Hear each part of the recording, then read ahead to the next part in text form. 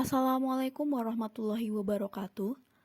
Pada pertemuan ke-6 mata kuliah Tata Kelola Perusahaan ini, kita akan membahas mengenai Internal Control System and the Auditing Function of the Board.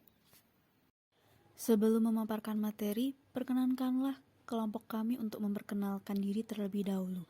Yang pertama ada Novian Muhammad Arif dengan NPM 1910104025, Kurnia Dandi Yuditya dengan NPM 1910104088, dan Bagus Imam Akmal dengan NPM 1910104122. Internal Control. Internal Control atau pengendalian internal merupakan suatu proses yang dilaksanakan oleh direksi, komisaris, manajemen, dan sumber daya manusia lainnya dalam suatu entitas. Internal Control dirancang untuk memberikan jaminan yang wajar berkenaan dengan efektivitas dan efisiensi operasi, keandalan pelaporan keuangan, serta ketaatan terhadap hukum dan peraturan yang berlaku. Pada tahun 1992, Committee of Sponsoring Organization of Tradeway Commission atau COSO mempublikasikan kerangka pengendalian internal terintegrasi atau yang lebih dikenal dengan kerangka COSO. COSO Framework Integrated Approach 2013 version. Pada tanggal 14 Mei 2013, COSO mempublikasikan kerangka pengendalian internal terintegrasi yang telah diperbarui, yaitu kerangka 2013. Dengan tetap menggunakan pendekatan prinsipil, kerangka terbaru ini menyediakan tuntunan yang lebih terperinci dalam mengilustrasikan dan menjelaskan konsep-konsep yang ada dengan tujuan untuk membantu organisasi beradaptasi dengan lingkungan bisnis yang semakin kompleks dan terus berubah dengan cepat. Berikut merupakan kerangka COSO versi 2013, di mana berdasarkan COSO versi terbaru tersebut, terdapat 5 komponen pengendalian internal, yaitu terdiri dari Control Environment, Risk Assessment, Control Activities, Information and Communication, Monitoring Activities. Di dalam komponen pengendalian internal tersebut terdiri atas 17 prinsip, yaitu yang pertama, Control Environment. Di dalamnya terdapat prinsip menunjukkan komitmen atas integritas dan nilai etis, mengadakan pertanggungjawaban kesalahan, menetapkan struktur wewenang dan tanggung jawab, menunjukkan komitmen terhadap kompetensi, menyelenggarakan akuntabilitas. Kemudian pada komponen risk assessment, di dalamnya terdapat prinsip spesifikasi sasaran yang sesuai, identifikasi dan analisis risiko, menaksir penyelewengan risiko, identifikasi dan analisis perubahan yang signifikan. Kemudian pada aktivitas pengendalian, di dalamnya terdapat prinsip memilih dan mengembangkan aktivitas pengendalian, memilih dan mengembangkan pengendalian umum terhadap teknologi, dan menyebarkan kebijakan dan prosedur. Kemudian pada komponen informasi dan komunikasi, terdapat prinsip menggunakan informasi yang relevan, komunikasi internal, dan komunikasi eksternal. Pada monitoring activities, terdapat prinsip mengadakan evaluasi secara berkesinambungan dan atau berkala, kemudian evaluasi dan defisiensi komunikasi. Selanjutnya mengenai keterbatasan pengendalian internal. Beberapa keterbatasan atau limitation dari pengendalian internal yaitu sebagai berikut. Yang pertama, kesalahan dalam keputusan atau judgment, misalnya karena kurang informasi, kendala waktu, tekanan, dan lain-lain. Kemudian yang kedua yaitu breakdown atau macet karena salah memahami instruksi dan prosedur serta lalai. Ketiga yaitu terdapat kolusi, misalnya kerjasama antar karyawan atau antar karyawan dengan pihak luar. Yang keempat, manajemen melanggar pengendalian yang dibuatnya sendiri atau manajemen override. Kemudian yang kelima, pengendalian ditetapkan secara berlebihan sehingga biaya pembuatan pengendalian lebih besar dari manfaatnya atau cost versus benefits. Ya, baik. Untuk selanjutnya, di sini saya akan menjelaskan tentang penyebab kegagalan dalam implementasi pengendalian. Yang pertama, adanya pengendalian internal tidak dihiraukan. Yang kedua, terdapat kejenuhan atau kebosanan. Yang ketiga, pengendalian internal yang dijalankan terlalu kompleks atau rumit. Yang keempat, terdapat komunikasi internal yang buruk. Yang kelima, terlalu banyak atau sering diubah atau dimodifikasi. Dan yang terakhir, terdapat penolakan secara frontal. Untuk selanjutnya yaitu pelaporan efektivitas pengendalian internal. Unit audit internal, satuan pengawasan internal memiliki tugas yang pertama, melaporkan tingkat efektivitas di setiap level manajemen dan untuk masalah yang dinilai mengandung penyimpangan yang significant deficiencies serta kelemahan material atau material weakness harus dilaporkan kepada direksi dan tebusannya kepada komite audit. Yang kedua, menyusun mekanisme untuk mengungkapkan dan melaporkan kelemahan pengendalian internal yang teridentifikasi. Kemudian yang ketiga, menyusun SOP pelaporan yang menjamin penyampaian laporan kepada pejabat yang bertanggung jawab atas aktivitas dan kepada atasan lainnya langsung, serta kepada dewan direksi dan komite audit untuk hal yang khusus. Kemudian yang keempat, menyusun mekanisme dan SOP tidak lanjut untuk meyakini ada tiga. Yang pertama, menyelesaikan saran perbaikan atau koreksi. Yang kedua, penelitian atas penyebab utama kelemahan. Yang ketiga, perbaikan atas penyebab utama secara komprehensif. Laporan efektivitas pengendalian internal antara lain harus memuat pertama, sasaran pengendalian internal yang dituju seperti keandalan pelaporan keuangan atau reliability of financial reporting. Yang kedua, pernyataan tentang keterbatasan sistem pengendalian internal. Yang ketiga, pernyataan tentang adanya mekanisme sistem untuk memantau dan merespon kekurangan dalam pengendalian yang teridentifikasi. Kemudian yang keempat, pedoman dalam pelaporan pengendalian, yaitu kriteria yang digunakan seperti basis dalam mengukur efektivitas sistem pengendalian internal. Antara lain mencakup hal-hal seperti berikut. Ada tiga. Yang pertama adalah kesimpulan tentang efektivitas sistem pengendalian internal dengan mencantumkan penjelasan bila ada tentang kelemahan material yang mencegah dikeluarkannya pernyataan tentang efektivitas sistem pengendalian internal. Kemudian yang kedua, tanggal dan periode diterbitkan kesimpulan. Dan yang ketiga atau C, nama dan tanda tangan pembuat laporan tersebut. Baik, untuk selanjutnya adalah sistem pengendalian internal. Ada dua, di SPI, di BUMN, dan SPI di perusahaan publik. Yang pertama ada di SPI di BUMN. Berdasarkan Peraturan Menteri Negara BUMN No.PR-01-MBU-2011 tanggal 1 Agustus 2011 tentang penerapan tata kelola perusahaan yang baik atau good corporate governance pada BUMN. Pada bagian ketujuh menyebutkan mengenai sistem pengendalian internal atau internal control system adalah sebagai berikut.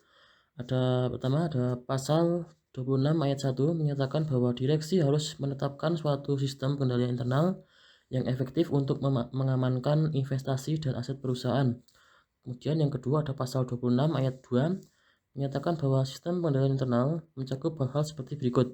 Ada 4. Yang pertama atau A, lingkungan pengendalian internal dalam perusahaan yang dilaksanakan dengan disiplin dan terstruktur yang terdiri dari pertama, integritas, nilai etika, dan kompetensi karyawan. Yang kedua, filosofi dan gaya manajemen. Yang ketiga, cara yang ditempuh manajemen dalam melaksanakan kewenangan dan tanggung jawabnya. Yang keempat, kepengorganisasian dan pengembangan sumber daya manusia. Dan yang kelima, perhatian dan arahan yang dilakukan oleh direksi. Kemudian yang B, pengajian terhadap pengelolaan risiko usaha atau risk assessment, yaitu suatu proses untuk mengidentifikasi, menganalisis, dan menilai pengelolaan risiko yang relevan.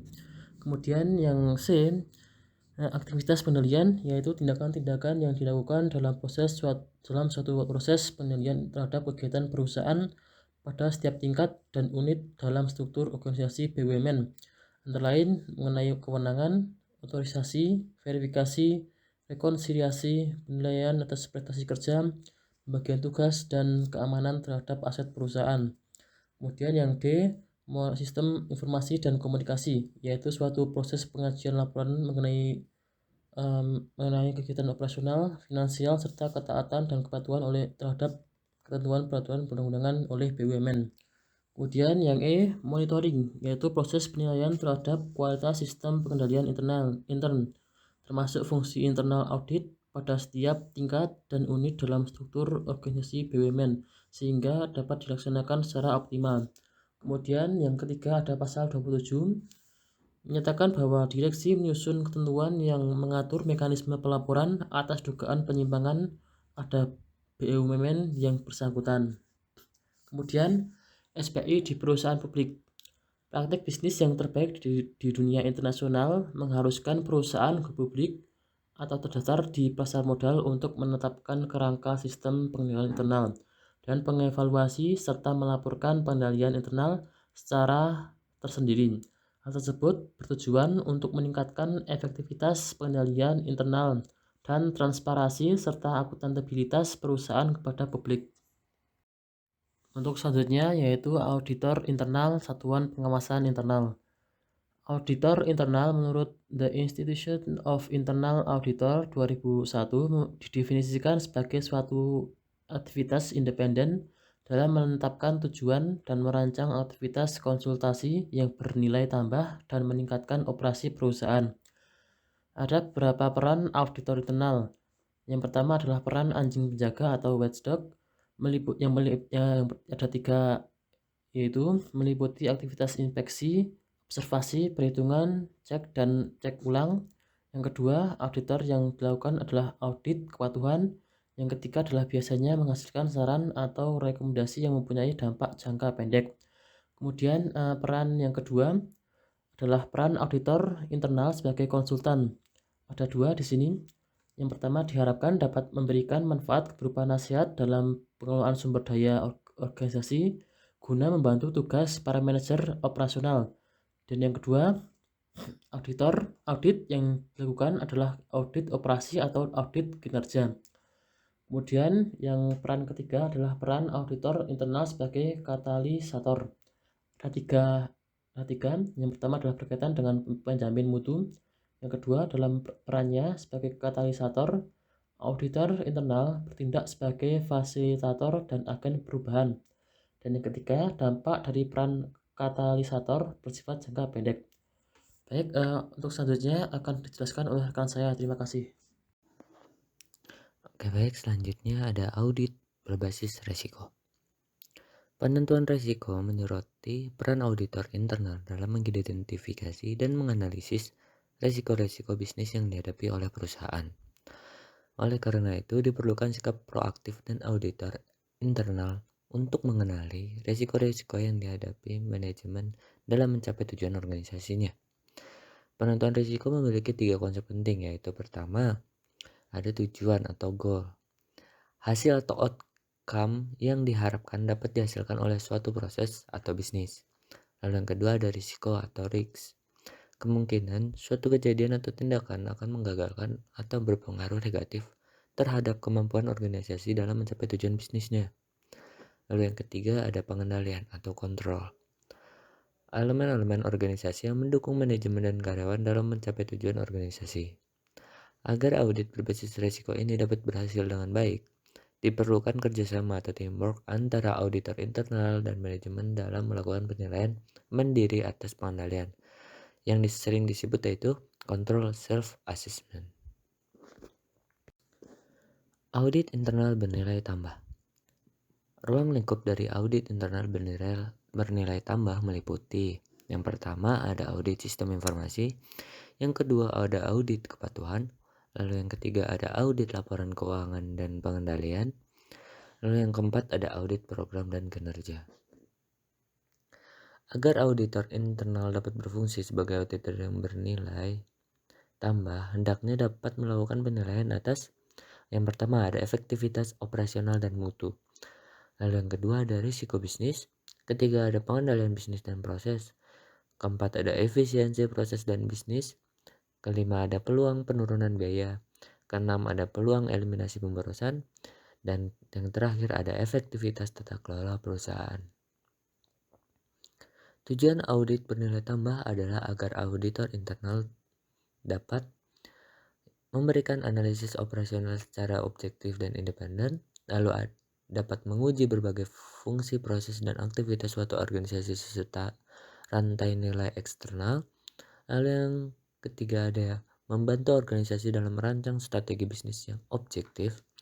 Dan yang keempat ada melakukan penilaian secara sistematis dengan pendekatan multidisiplin. Dan yang terakhir yaitu melakukan evaluasi dan menilai efektivitas dari manajemen risiko serta proses pengendalian dan tata kelola. Peran auditor internal dalam kecurangan.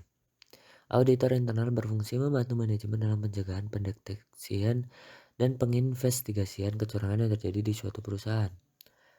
Pencegahan kecurangan yaitu dengan meningkatkan sistem pengendalian internal perusahaan, di mana auditor internal bertanggung jawab untuk membantu dengan cara melakukan pengujian atas kecukupan dan keefektifan sistem pengendalian internal tersebut dengan mengevaluasi seberapa jauh risiko potensial telah diidentifikasi. Lalu yang kedua ada pendeteksian kecurangan.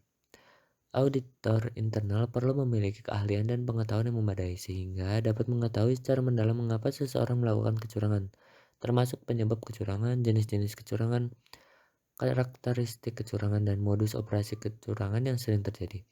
Apabila diperlukan, dapat menggunakan alat bantu berupa ilmu akuntansi forensik untuk memperoleh bukti audit yang kuat dan valid. Lalu ada penginvestigasian kecurangan. Investigasi merupakan pelaksanaan prosedur lebih lanjut bagi auditor internal untuk mendapatkan keyakinan yang memadai apakah kecurangan yang telah dapat diidentifikasi tersebut memang benar terjadi. Itu pelaksanaan audit investigasi mengikuti work instruction serta ketentuan yang telah ditetapkan oleh Standar Profesi Audit Internal atau SPAI maupun organisasi Institute of Internal Auditor atau IIA. Peran auditor internal dalam mewujudkan good corporate governance. Pertama ada mendorong transparansi dan integritas dalam pelaporan keuangan perusahaan. Lalu yang kedua ada mendorong akuntabilitas dalam pengelolaan aset perusahaan. Yang ketiga ada mendorong pertanggungjawaban perusahaan kepada publik melalui CSR atau Community Development atau program kemitraan dan bina lingkungan atau PKBL. Lalu yang keempat ada mendorong independensi perusahaan terhadap pihak-pihak terkait termasuk pemegang saham minoritas. Lalu yang kelima ada mendorong kewajaran dalam pengadaan barang dan jasa termasuk dipastikannya tidak ada pelanggaran terhadap undang-undang anti monopoli dan persaingan usaha yang sehat. Oke baik, terima kasih atas perhatiannya. Jika ada yang kurang mohon dimaafkan. Wassalamualaikum warahmatullahi wabarakatuh.